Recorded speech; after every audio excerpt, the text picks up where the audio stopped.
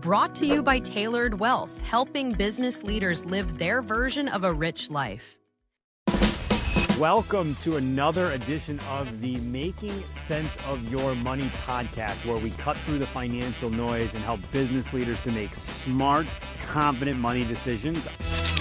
Welcome to episode number 24 of the Making Sense of Your Money podcast. I am your host, Dan Pascone. I'm the founder and CEO of Tailored Wealth. And as always, each episode features a trusted voice in the financial world, someone who works directly with high-level professionals to simplify the complex and turn strategy into action. And we've got a really special guest today. I'm excited for this conversation. We've got with us Cody Hall, who is the founder and CEO of Tele. And Cody's got a really interesting story and background. And today, he and his team provide virtual and telehelp across multiple different industries. As you can see from his backdrop, Cody has a very successful podcast, which he was nice enough to have me join. So I am pumped to have you on mine. Good to have you on Making Sense of Your Money, Cody. Yeah, I'm super excited to be here, especially since I've had to learn my finances at most time by Braille. I'm going to be a great example of some of the things you shouldn't do. We're going to get into that. I'm looking forward to hearing about that. As always, give us a quick overview of who you are, what your business does, and how you ultimately got into the field. Yeah, I think that's an interesting conversation. So first and foremost, level set with everybody. I come from a very high class of trailer park. And so, really came into this world with owing the world something, actually. I came in with debt. And then, kind of made my way through life, not the smartest kid, not the most athletic, joined the military. And then, that's kind of where opportunity blossomed. I had the opportunity to, make my way through the highest tiers of the Marine Corps to their Special Operations Group, which was kind of the first time I ever really accomplished anything. Thank you for your service. No, I appreciate it. You guys were worth it. And took that drive that they give you of just like, well, I call it the never give up aspect, the get over it complex that sometimes you need to get through the hard things in life. And then got out, wanted to do something that didn't involve having a gun in my hand, so I went straight to college. I was the first kid to graduate college from University of North Carolina at Charlotte in management. And then while I was in college, I was full-time college student, 15 18 credit hours, right? Every semester, so full-time. I also worked 40 plus hours at Apple every week. And so I would take my classes either early in the morning, late at night, and I'd work all weekend and all evenings for Apple. And so supporting them with sales and then later on with HR for data centers and stuff like that.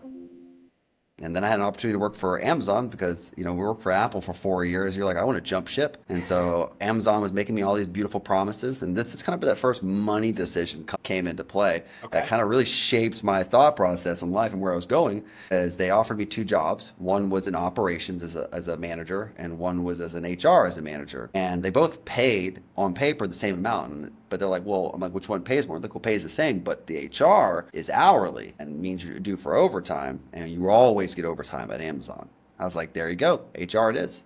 HR for 500, please. And so went to HR, and then it wasn't shortly after I moved to California, I just packed up my Ducati and my clothes, right?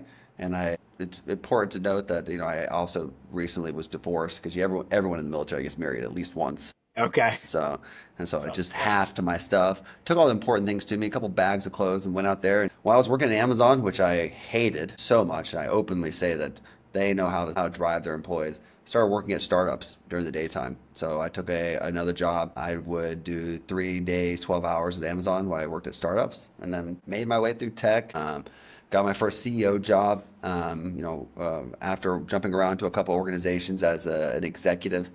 Coming into the startup world, which is why I like startups, because you can go from a manager at places like Amazon and be an executive at a company that's much smaller. And so that was a really cool transition. Got a couple great exits there, which I'm happy to talk about with some liquidation.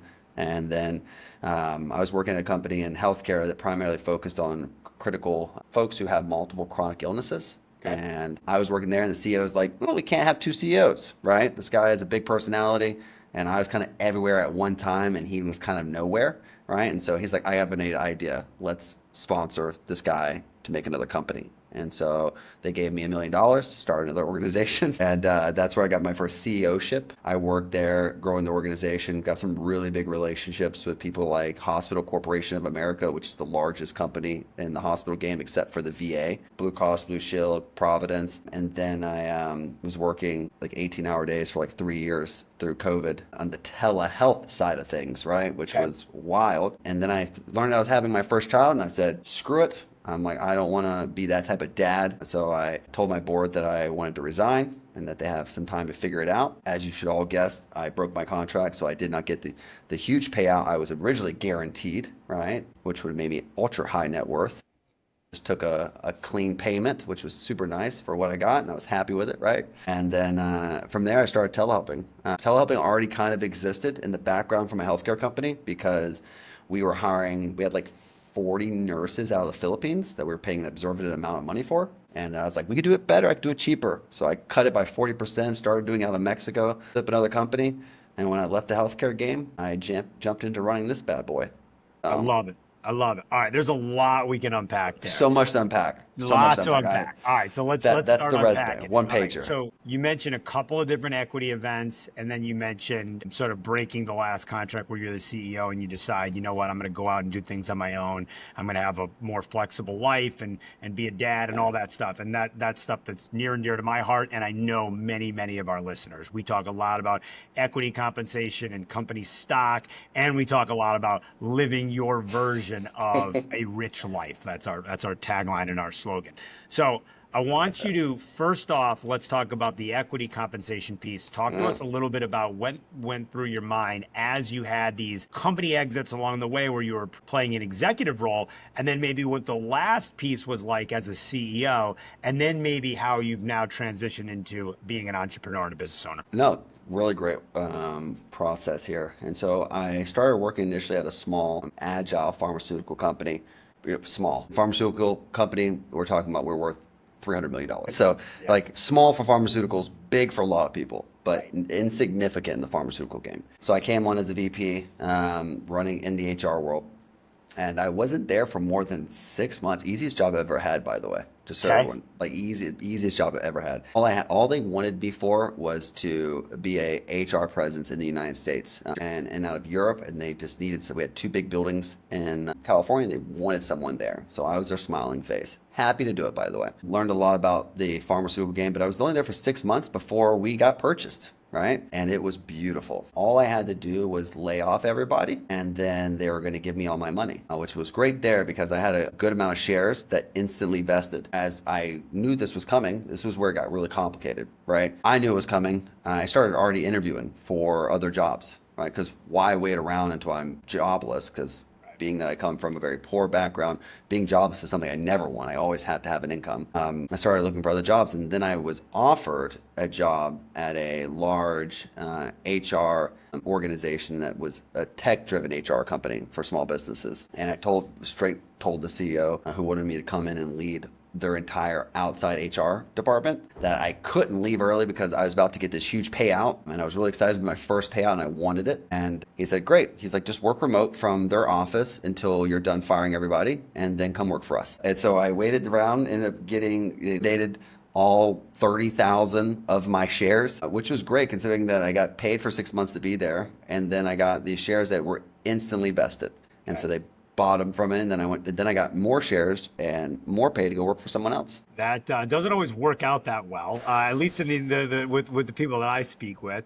So tell us a little bit about what you did with the money, how you planned for it, and then were the subsequent equity events after that as simple, as teed up for you as that one was? Yeah. So at that point in time, I think it's important that I've always been a little bit of a hustler. So at that point in time, I had already started a small firearms manufacturing company while I was in college, which if you ever heard of a company called Palmetto Arms, I sold it to them. Basically, I would rent storage facilities and get CNC machines and get them programmed to mill out lower receivers and upper receivers and things for 1911s and AR-15s. And I would just feed the machines, print these bad boys out, sell them in bulk at gun shows. And so I was doing that, and I ended up selling that to them. So with that money, I already started using my VA loan. There's some really creative ways to use a VA loan for a house to acquire more and more property. You can get one refinance to a non-VA loan. So I was doing that hopscotch game there for a while.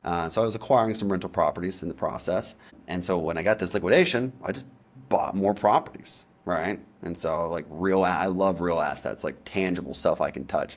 And so I took that money. I didn't really need the cash itself at the time because I was 26 years old, right? And so I just bought a couple more rental properties, specifically in the Vegas area, and started renting those out in short-term rental. And then went over to this new company, which can only be described like a water hose in the face, right? It was startup as startup gets. I mean, we had electric scooters in the office in downtown LA with kegs and a full bar. Right. We had chefs in the kitchen. Like, it was wild.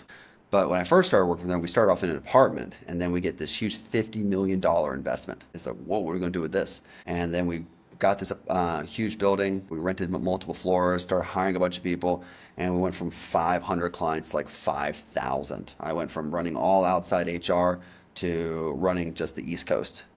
It was wild for about a year and a half. I was there shortly after my year. You only stay there a year for your equity to vest. And I remember a couple months beforehand, I was sitting there and it's just like pain in my chest, right? I was coming in, and I was taking the first train from Orange County to downtown LA at 4 a.m. every morning. I was supposed to only work the East Coast hours, but somehow I would always be catching the last train out from downtown LA. And then I was doing that.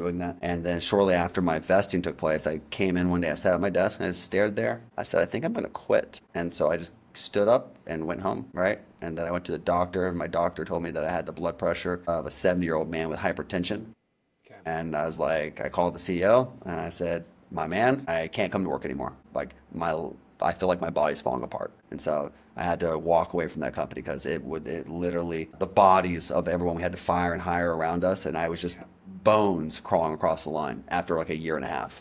And did you find that your health issues were predominantly related to the job? Like, did leaving that role ultimately fix that, or was there something deeper there? I think it was a mixture of both. That's a great question, actually. So it was, I had a wife, another wife, actually, everyone, and she could spend money faster than I can make it. Okay. And so I was making a lot of money, and we had lots of things, but also she would spend it like $20,000 Maldives vacations, right? Okay. And Maldives are great. It ain't that great, right? And so, so that was something that I was always stressed out because I always felt like, man, I should have more than I do have. And so I was chasing the paycheck, right? I was high income, low cash in the bank, but I also had assets that I had purchased. And then it was just the stress of the job. It wasn't necessarily just the job. It was the expectation of being social as well. So the company was very intertwined and social. And I was a unique 27-year-old person at this time because I had, responsibilities outside of this. I was still in the active reserves of the military. So I had military obligations. I had a wife, right? And so I had all these things outside of this company. And I'm working with another bunch of 20-year-olds who they're just like, oh, this is my first startup job, right? And I'm having a blast. And I'm like stressing, like trying to balance it all. Got it. All right. So you talked a little bit about the varying sort of ups and downs you've had from a financial perspective. I want to talk a little bit more about that. You mentioned kind of coming from nothing, earning a lot of income early in your life, right? Having some fortunate events, maybe some unfortunate events. How has all of that shaped how you think about money and finances, Cody? Well, I think it's the first to state, and this is an interesting conversation I've had before with people. I think I did a short on it once. I think our mindset towards money, because one of my guests on my podcast, he asked me, what's your earliest memory of money? He asked me, I remember it. It's a profound, it gives me goosebumps when I thought about it. And I remember going to the bookstore as kids. If the bookstore used to come to your school and you would buy stuff from the bookstore. And I remember never having any money for anything at the bookstore, like never having enough. Like my mom didn't have anything to give us for us to buy one book, right? And that kind of stuck with me because I was always a person that there's really never enough. I even think about it today, like there's never enough. And so, with my earlier stage, I was huge on just having money, saving money, keeping money, not really big on buying things, right? Unless they make more money. And then in my second marriage, it became she pulled me in this other direction of spending. And that really was an element that drove the relationship south as well, because we were just always spending money. And so, which never really changed my perspective. My perspective was always, we need money in reserves, hoarding it and keeping it, not investing, but just like we need the money in reserves. And so that made me uncomfortable because my perspective towards money is you need enough. Like I always have a couple years worth of income to survive off of nowadays, right? But at that time, we didn't have any money. Every month my paycheck would come in and it would cover our expenses. And then the rental properties I had, they would always cover themselves, right? But even money we got from them would get spent as well. So it was just a spin game, which tied into that. But as I'm a dad now, I'm huge on reserves. I'm a little bit less, though I am very risky. I'm very aggressive in my investments. I always do it from a place of stability. All right, so let's dig into that a little bit more. So now you're an entrepreneur, you're a father, right? And you mentioned that you've got some frameworks and some things that you like to invest in, including real estate. Talk to us a little bit about how you think about growing your wealth in your role today. Yeah, I think about it in numerous perspectives, primarily in short, midterm, and long-term perspectives. Good. Right? My real estate being a long-term perspective, my company being a long-term perspective as well. I'd say that I do a little bit of private equity. At Telehelping, we have invested in numerous other businesses as well, some of who are our clients, right? So we do strategic investments at Telehelping, which I own in its entirety, the company. So they're my investments. And so we take the organization, invested in its partners who have virtual assistants with us that are growing startups. And so we have a portfolio there that is also diverse in its holdings, legal, accounting, and AI. So I see those as always long-term. I have midterm investments where I see things that I want to maybe sell off and liquidate in the next, 5 to 10 years, like bourbon holdings. There's a company that I've invested in regard to bourbon. A blue chip artwork is something that I expect to keep for the next 5 or 10 years and then liquidate, that I own fractionally through I own the percentages of some really nice Picassos, right? But they're fractional ownerships through an LLC that I've invested in. Right. Okay. And then short term, right? One of the biggest things from my CEO exit is I took half of that money and I opened up an equities company with my previous CMO,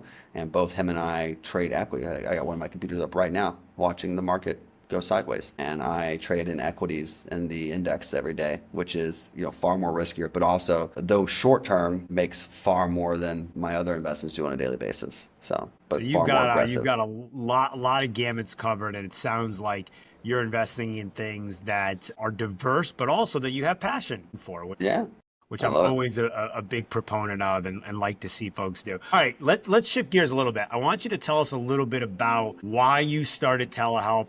Give us a quick overview of what you do at Telehelp and what you help your clients to solve for. Yeah, and I think the origins of Telehelp have to go back to my previous healthcare company, Octiva, as well, because that played a huge part in my exit. So, as the CEO of Telehelping, which had a full board, as I was a board member of as well, we have a 7-person board. I originally started Telehelping with my, now wife in Mexico to transition our nurses from the Philippines to here for like 40% less. We were paying Spanish speakers in the Philippines when we could hire them for a fraction of the cost here, and they naturally speak Spanish. And so we did that, and we did it to save the company money, to free up cash flow, because we had a ton paid into the nurses at the time. And so the company basically just operated on, an even keel. It made enough to pay everybody. It wasn't in for the profit game. And so comes my exit as I decide to leave the organization. If you know anything about me or watching my podcast, I'm a little bit of a cowboy, right? Which is great because I own Telehelping entirely now, so I can be one. But having a board of mid-60s, 70-year-olds, PE, VC, healthcare CEOs, and then me, these guys, half of them loved me, and the other half freaking hated me. And so I was always butting, I was tired of it. I was just like, I'm tired of fighting this game, right? And you know, the joke I play now is the things that they were fighting me for right now is the center value proposition of the new organization, right? So you guys are welcome for what I created for you. There you go. But when I was exiting, you know, we're doing all this due diligence, we're splitting off everything because I was in everything as a CEO from the day one. I started the company before there was even an idea. We come to telehelping, right? And herein lies a huge piece of why my contract ended up being my payout, which was still substantial, right? Ended up being smaller is because as the fiduciary of the organization, I aided in the creation of another company, right? Which serviced my company. They didn't like it. Though I had no financial benefit to it, right? They didn't believe it was one arm's distance away from the company when it was created. And that created some problems for them. And that's okay. I was so far down the line of not caring, because at this point in time, I didn't really care much about money. I made a bunch. And so I was like, whatever, you know, get out with some money and I'll walk away. So we came to a healthy purchase of my shares, which was, you know, was a good 7-figure paycheck, right? And I was very happy with it. Good. Although I had to play a lot. I played a lot of games on avoiding short-term capital gains. So I think I did like a 1080 or 83B or something like that. Yep, that really saved me out there. And so that helped me not get completely demolished by taxes. And I took my money and walked away. And then telehelping at that time still was owned by my friend. And years later, now we're actually together. Funny enough, funny how that turns out. Yep, sure. But this isn't a love story podcast. This is a money podcast. They have a lot to do with each other. They're kin to the emotion. And so, yeah, I took the money. And so fun story is I took half of it and then I stored the other half in a really difficult trust that is managed and invested by an organization that I hired and then a trustee that I can't access for the simple purpose of maybe I'm a risky person. So I wanted to eliminate myself as a variable. And so I put it all in a separate it would take so much for me to get that money. Like I'd have to be starving to get the money. And so it's like, okay, I want to make sure that if all fails, I call it the Allen Iverson Fund, right? And so if all fails in life, I still have some money out there that someone else made the decisions for, not me. And then I took the rest of it and I invested more in the market and bought more rental properties and just lived. And then I took over telehelping. I shifted away from the healthcare focus as we kind of inch towards the professional, legal, accounting, and finance space. You know, how that came to be is its own story because we just followed where things fell in our lap. You know, we had wealth advisors comes to us and we're like, this is great. And then someone's like, you should talk to our back office. And then we got a preferred partnership and we just followed the money trail. Very cool. Very cool. What are the biggest challenges that your customers come to you with today, and how do you help them to overcome those? You know, that's a fun question because when we first started business, my thought process was like coming from HR, right? And running my own businesses, I wouldn't want someone telling me how to run my business. And so my thought process is like, you come to us, Dan, it's like, I want a virtual assistant. I'm like, great, Dan, what do you want your virtual assistant to do? Like, I want them to do marketing. Great. We go out and we hire someone that matches what you've described in your marketing needs. And then we give that person to you and then they're yours, right? We're just facilitating their pay, legal protection for you, legal protection for them, their healthcare. We're just a middleman to making sure that you're safely employing someone abroad and they can't sue you, you can't sue them, and we would manage the relationship for everyone's protection. And then we realized that doesn't work all that well. When is not putting a lot of love into something ever gone, ever really grown? And then I realized that we had to start really helping people understand two things. Virtual assistants need to be trained and supported on how to be good virtual employees, right? And staff for organizations who maybe have had bad experiences or have not employed remote staff before need to be guided and supported on how to do so. And so we became what we refer to as acclimation consultants. Okay. And so we spend a lot of our time, very little of our job. The easy part is finding someone good to match a client. Like we do that all day. It's like shooting fish in a barrel, especially with the recent immigration issues in the United States. All the talent that otherwise would, transgress itself to the United States is stuck in Mexico. So we have more people to hire from anyways. And that made it easy. What we spend most of our time on, what most of our advisors do now is just help people remotely work for someone and help someone have their company run remotely. And so that's the biggest thing, just acclimating. How do I delegate? How do I train? Some people, we hire individual wealth managers, good example, right? They ran the whole entire firm by themselves the entire time. And now they're going to hire someone to do their marketing. Like, what do I tell them to do? How do I tell them to do it? And so what we think was like, you just tell them to do it. What are you talking about? We're like, oh, right. It doesn't transfer. They've never done this before. And so it became really a consulting business that provides staff. And then we do the consulting for free, but we do a lot more of this consulting piece. Got it. Makes a lot of sense. All right. Before we're going to shift gears a little bit and learn about you, but I want to hear and I want you to tell the audience about your podcast. I know you built a really successful and well-followed podcast. So tell us a little bit about that. Yeah, and the podcast was just an evolution of what we just talked about, right? Being able to understand the business more, understand our clients more, and that really was like the people internally at our business didn't know the Dans. They knew that Dan was in wealth management, he's client 475. Great, go Dan. And so, but they didn't know what Dan really did. Right. And how can we support the organization? How can we wrap our company around our clients if we don't really know our clients? So we started this internally. We started speaking to some of our clients and sharing the videos internally and learning from them, talking about amongst them in regards to our pod meetings. And then it kind of grew, became popular. And we're like, well, we don't have enough clients that really want to go public with these conversations. Let's see if we can get people out in public that want to jump on our podcast. And here we are over 70 episodes later. Right. And just skyrocketing on views and subscribers. And really, its only purpose is to understand more of what the entrepreneur goes through as a human. Right. Because like yourself, you're starting a firm, but you're very much a dad, a man, a husband at the same time, even though all the struggles may go on here. And then you're still a CEO and founder over here, regardless of what struggles go on over here. And sometimes they complement and sometimes they don't. Couldn't agree more, brother. Couldn't agree more. All right, we're going to shift gears a little bit and we're going to learn a little bit more about Cody. So Cody, you are now entering into the lightning round. All right, so with the lightning round, very simple. I'm going to ask you a question. Could be a one-word answer. It could be a long, drawn-out thought. Either one is fine. Just give us the first thought that comes to your head, all right? Go ahead. Cool. You ready? Ready. Let's do it. Coffee or tea? Coffee. One meal for the rest of your life. What is it? Burger. Okay, I like it.